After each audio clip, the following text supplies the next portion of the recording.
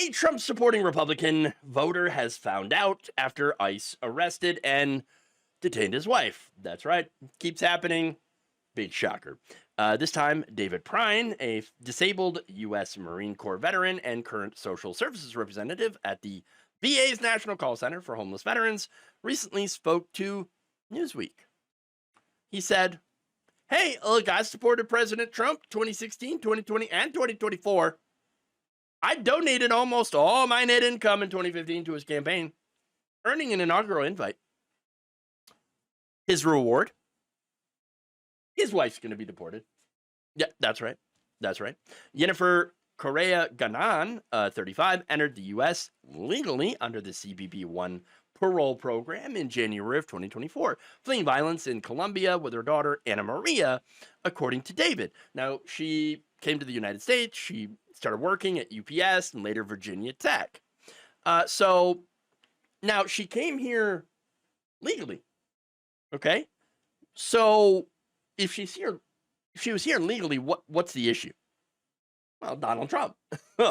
He gets into power and is like, you know what? Immigrants, they're guilty of something. They got to go. We're going to do mass deportation of the criminals and the rapists and the mentally insane. And of course, he's deporting all the people who are not criminals, rapists, or mentally insane. So there you go. Now, the couple initially had sought a marriage-based green card, but we're told the process could take years because we're not really putting resources into making things more efficient, because the whole purpose of immigration under Republicans is to keep people out, not to streamline and help people get in the right way, but to kick more people out. If you didn't think that was the whole point, now you know. Now you know. Now, David actually ended up getting shot in the face during a 2023 robbery in Colombia, showing how, of course, dangerous it is there. And so they came to the United States seeking safety. Now, that said, that did not last. Didn't last at all. The couple, in April 2025, a national revocation of parole left Ganan without legal status. She then filed for a motion for voluntary departure on May 5th, knowing that, hey, look, I got to get out of here, okay? Obviously, this country does not want us here, so we got to go somewhere else. Now, even after doing everything that she's supposed to do, her case was rejected due to a clerical error. And days later, after a domestic argument on May 17th in Christiansburg, Virginia, local police ended up arresting her. ICE then placed a detainer and transferred her to the South Texas ICE Processing Center on May 29th.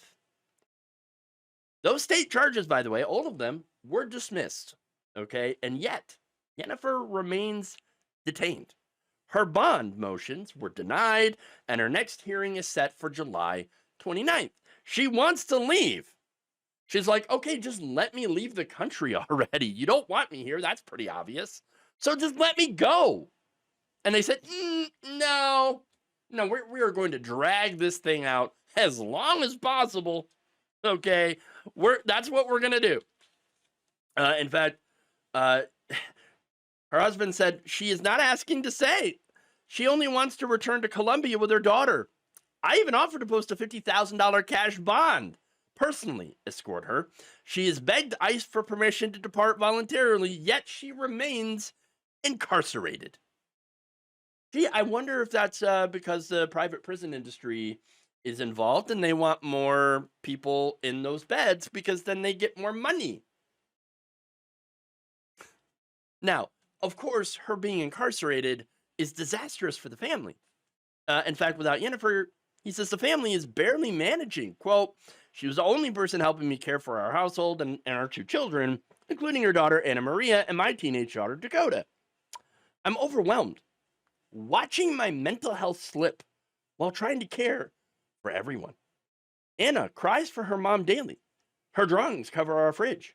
She doesn't understand why her mother was taken. Well, she only needs to look at you. and your vote to, get the answer to that one. Dakota is also emotionally struggling. We are a fractured household, doing our best. Yes, because of you. That's your fault. You did this. Now, with that said, you would think that he might think, okay, maybe this is a turning point here. All right. Maybe him supporting Trump, maybe he's having second thoughts, right? Nope. He told Newsweek, I still support him today. How? And I hope he would show compassion and recognize that this family deserves dignity and closure. I got bad news for you, brother.